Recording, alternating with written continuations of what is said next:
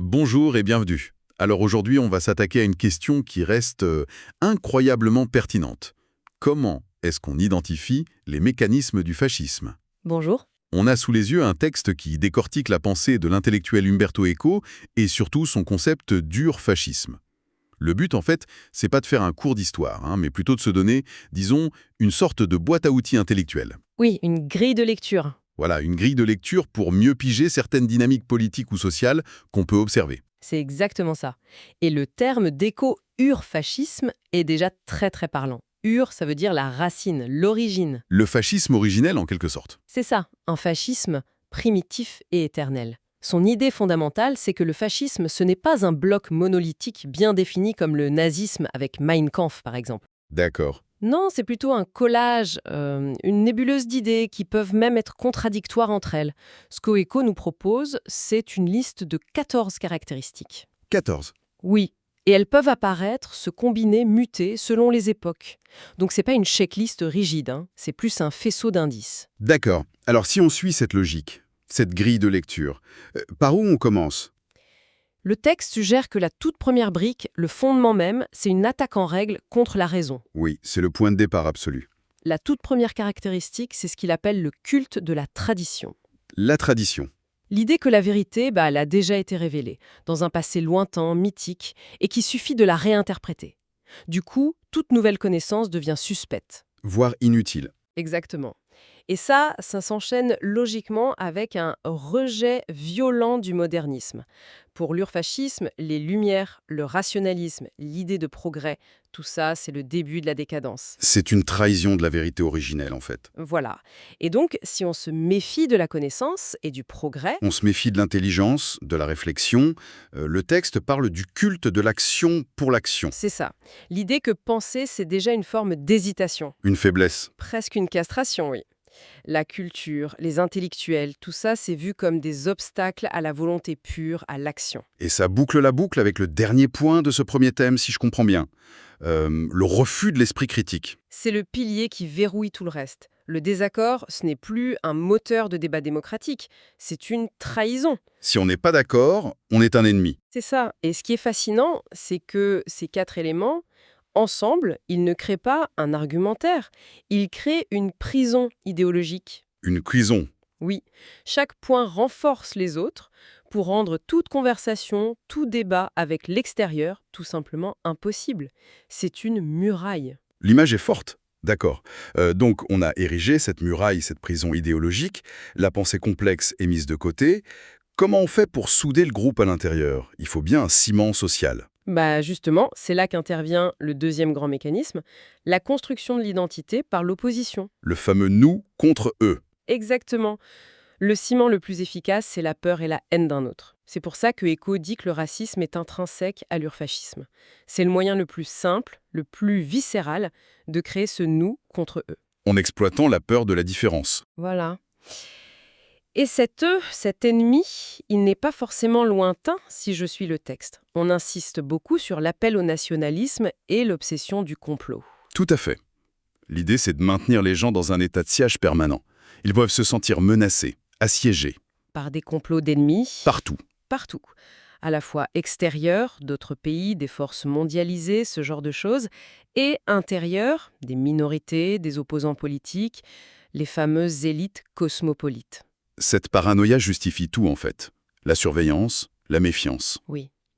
Et pour que cette menace soit vraiment efficace, il faut qu'elle soit personnelle et émotionnelle.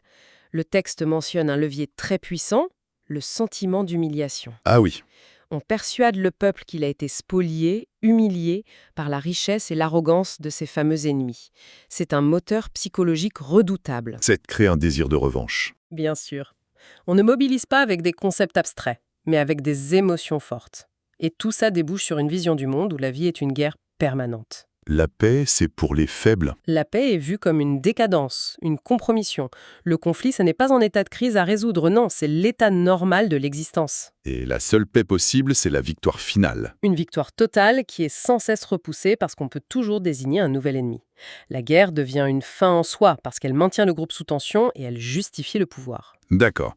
Donc on a une idéologie qui se nourrit de la guerre et de la diabolisation de l'ennemi, mais ça reste encore un peu théorique. Pour que ça prenne, il faut bien que des gens y adhèrent. Le texte est très précis là-dessus, il parle des classes moyennes frustrées. C'est un point absolument crucial. L'urfascisme prospère sur la frustration. Il s'adresse à ceux qui se sentent déclassés par une crise économique ou juste par un sentiment de perte de statut. Et le tour de passe-passe, c'est de détourner leur colère. C'est le coup de génie, si on peut dire. Au lieu de diriger cette colère vers le haut, vers les structures économiques ou le pouvoir, on la redirige vers le bas. Vers des boucs émissaires. Voilà, vers des groupes jugés inférieurs ou menaçants. C'est un mécanisme de déviation classique, mais terriblement efficace. Mais là, le texte décrit un truc qui semble contradictoire. D'un côté, on vise la frustration, et de l'autre, on part de d'élitisme populaire. Comment on peut être une victime et faire partie de l'élite en même temps? Ça n'a pas de sens. C'est tout le paradoxe, et c'est ce qui le rend si puissant. Le message est double. D'une part, on dit aux gens « Vous appartenez au meilleur peuple du monde ». C'est la partie élitiste, ça flatte l'ego. Vous êtes les héritiers d'une tradition glorieuse. Exactement. Mais dans la même phrase, on leur dit « Mais regardez, ce peuple exceptionnel, il est faible, il est trahi. Il a besoin d'un chef, d'un dominateur pour le sauver. » Je vois. On flatte l'individu en tant que membre du groupe, mais on le juge incapable de se gouverner tout seul. C'est ça. On le déresponsabilise et ça justifie la nécessité d'une hiérarchie très stricte et bien sûr d'un leader charismatique. Le message, c'est « Vous êtes les meilleurs, mais vous êtes impuissants, donc suivez-moi aveuglément ». Et pour incarner cette force, il faut des modèles. C'est là qu'arrive le culte des héros. Bien sûr. L'héroïsme devient la norme suprême. On célèbre les grands hommes, les guerriers, et on éduque chaque citoyen, surtout les hommes, à vouloir devenir un héros. Avec la mort pour la patrie comme but ultime. C'est ça. Et ce culte de l'héroïsme a un corollaire direct, qui est le virilisme. Le virilisme comme standard de comportement. Et pas seulement comme une posture. Non, c'est plus que ça, c'est un outil de gouvernance. En définissant la norme comme étant le guerrier viril, on peut immédiatement classer tout le reste comme déviant ou faible. Les femmes, les intellectuels. Les artistes, les minorités sexuelles, la hiérarchie se construit toute seule en définissant simplement ce qui est normal. Et ça se traduit, comme le dit le texte, par un machisme et un sexisme très très forts. Avec un mépris des femmes et la condamnation de toute sexualité qui sort de la norme. Voilà. Même la sphère intime devient un terrain politique où il faut prouver sa conformité au modèle. D'accord, donc, si on récapitule la machine qu'on est en train de décrire, on a une logique fermée qui rejette la critique, un ennemi pour souder le groupe, une hiérarchie sociale basée sur la force. Qu'est-ce qui manque pour que le système soit complet?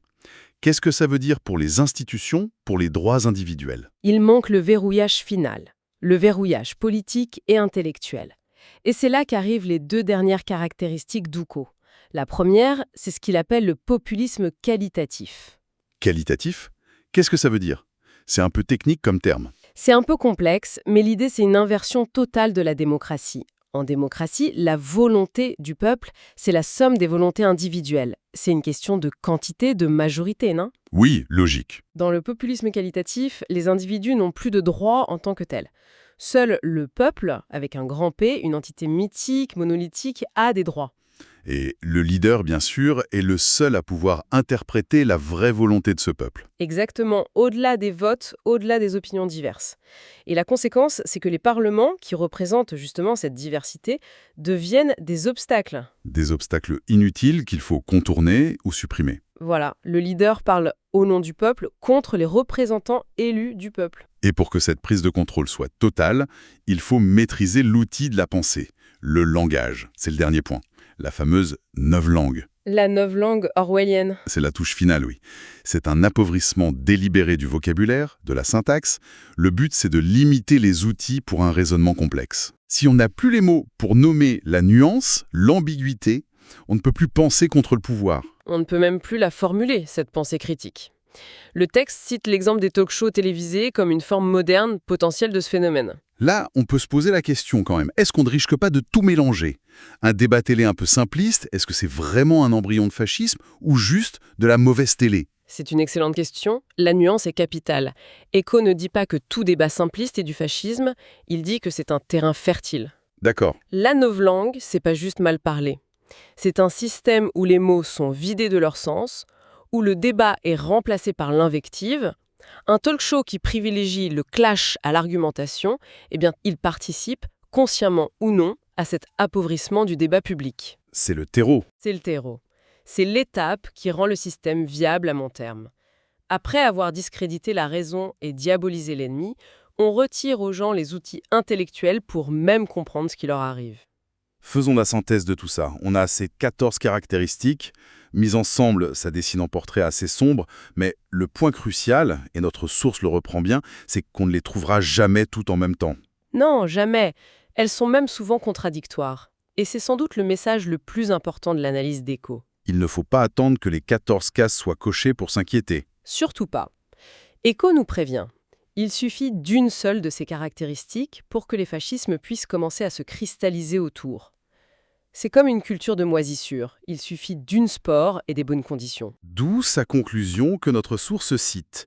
L'urfascisme est susceptible de revenir sous les apparences les plus innocentes. Notre devoir est de le démasquer, de montrer du doigt chacune de ces nouvelles formes, partout et en tout temps. C'est un appel à la vigilance. Oui, une vigilance constante. Et sur ce point, l'auteur du texte qu'on analyse, lui, propose sa propre conclusion. Alors, de manière tout à fait neutre, on la rapporte ici. Oui. Selon lui, s'il applique cette grille de lecture à la France d'aujourd'hui, plus de la moitié de ses attributs seraient déjà vérifiés. Il observe des tendances similaires en Europe et en Amérique du Nord. Et il appelle donc à combattre ce qu'il identifie comme les manifestations actuelles. C'est ça. Le racisme, le sexisme, le conservatisme, le complotisme, etc. Cette conclusion, qu'on soit d'accord avec ou pas, elle montre bien comment l'outil d'écho est fait pour être utilisé aujourd'hui. Ce n'est pas juste pour analyser des régimes du passé. C'est une invitation à regarder notre propre époque. Et à nommer les phénomènes qu'on observe. Ce qui nous amène à la pensée finale, à laisser mûrir. Umberto Eco nous alerte sur ses apparences les plus innocentes. Si on prend cette mise en garde au sérieux, la question devient alors très personnelle. Au quotidien, dans les discours qu'on entend, dans les idées qu'on croit sur les réseaux sociaux, dans les médias, quelles sont les caractéristiques qui pourraient nous échapper, justement parce qu'elles nous semblent anodines ou juste un peu excessives? Quelle forme inattendue ou même séduisante ces vieilles idées pourraient-elles prendre aujourd'hui ?